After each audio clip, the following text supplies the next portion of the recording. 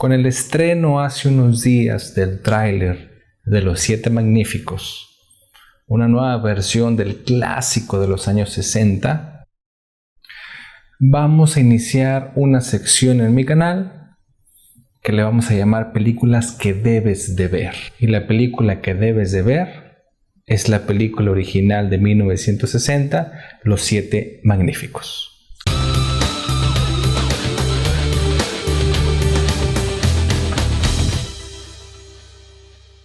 Esta película de 1960 está basada en la película de Akira Kurosawa, Los Siete Samuráis. Este director japonés con gran influencia fílmica en todas las industrias cinematográficas del mundo. Jon Sturges fue un fanático de Akira Kurosawa, vio la película de Los Siete Samuráis y quiso realizar su versión americana en una época del western, que quiso aprovechar el viejo oeste para realizar la adaptación de cine en los Estados Unidos. Una excelente película, bien producida, del género de western.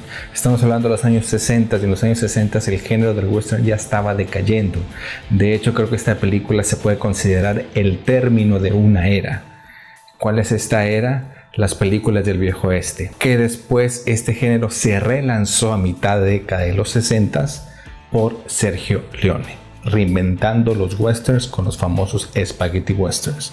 Pero ese es otro tema que hablaremos en otro video. Y es algo interesante la forma en que la adaptaron para el viejo oeste, dejando un poco la obra maestra de Akira Kurosawa, Los Siete Samuráis, que si eres amante del cine tienes que ver esta película. Es la película que debes de ver, de esta gran influencia de este gran director japonés que ha influenciado a grandes directores, entre ellos Quentin Tarantino, entre ellos Martin Scorsese, el mismo Jon Sturges que dirigió esta película, por la forma en que empezó a realizar cine este gran director. El reparto de esta película es muy interesante, fíjense. Estamos hablando de 1960 y ahorita en la actualidad todo el reparto lo consideras importantísimo, grandes actores, pero en 1960 solamente el protagonista principal era el conocido.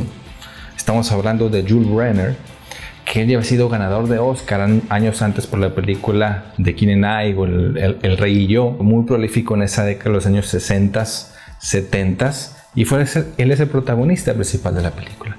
Pero los otros 6 personas, estamos hablando de 7 magníficos, los otros 6 personas eran actores totalmente desconocidos, que después se hicieron famosos a raíz de esta película. Steve McQueen, Robert Baum, Charles Bronson, James Coburn, que después se hicieron muy famosos en esa época de los 60, y los demás no tanto, fueron actores un poco desconocidos pero que hicieron buen papel, pero ya no siguieron una carrera tan prolífica en los Estados Unidos. Estamos hablando de Horst Buchholz en el papel de Chico y de Brad Dexter.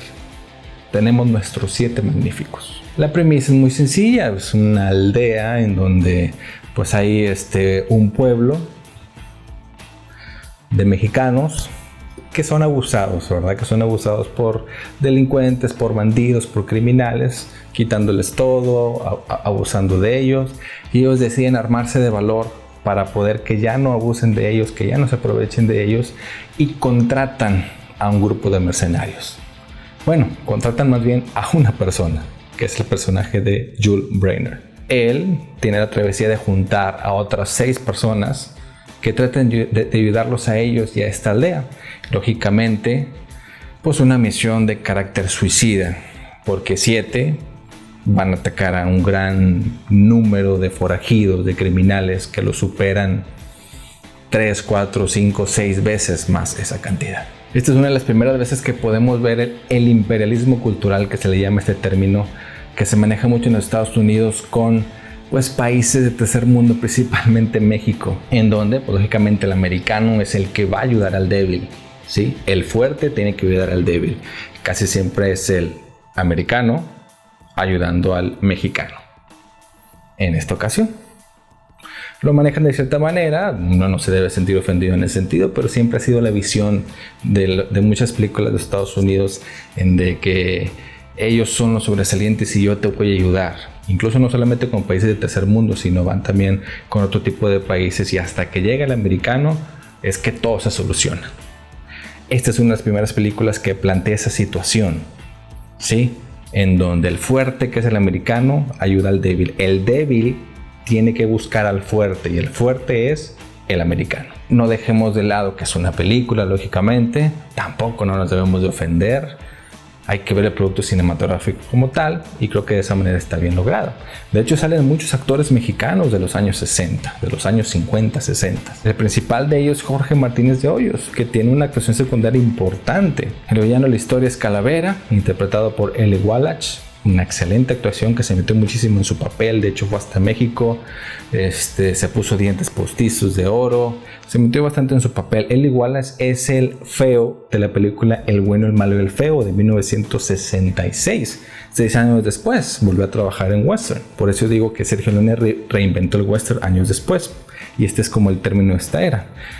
No podemos comparar el spaghetti western con este western, son muy diferentes. Este es un western muy americano, y los spaghetti western, como su nombre lo dice, son los westerns italianos, con otra visión de este director italiano. Pero el producto americano está bastante bien logrado. Si hablamos de western, tenemos que trasladarnos a las películas de John Wayne.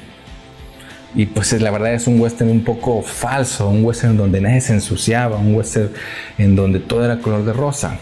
Aquí, en esta película, ya trataron de ser un poco más diferente, más dramático, más desarrollo de personajes, con algunas tragedias, y es muy interesante la forma en que lo plantea la película. Yo me considero un fanático de esta película. De hecho, compré en DVD la edición en colección. Crecí con esta película por influencia, lógicamente, de mi papá, que ahí en sus cassettes VHS tenía esta película. Me llamó muchísimo la atención, la historia muy interesante. Está muy chico, lógicamente, pero ya cuando le fui agarrando amor al cine, la busqué y la disfruté bastante. Es una película muy bien realizada, con planos muy interesantes, consecuencias muy bien logradas, grandes actuaciones y sobre todo la música impresionante de Elmer Bernstein. El tema de los 7 magníficos, ¿quién no lo va a recordar? Allá por los años 80s, 90s, hubo una publicidad, no sé si en toda Latinoamérica, pero mínimo en México, de los cigarros Marlboro, donde salían unos vaqueros ahí cabalgando, etc. Y el tema que escuchaba de fondo es el tema de esta película, de los 7 magníficos. Un tema que trascendió fronteras. Y es algo interesante porque ni siquiera en esa época de los 60s se acostumbraba grabar la música, lógicamente en un material, para después sacarlo a la venta y vender los discos, vender la banda sonora, vender el soundtrack.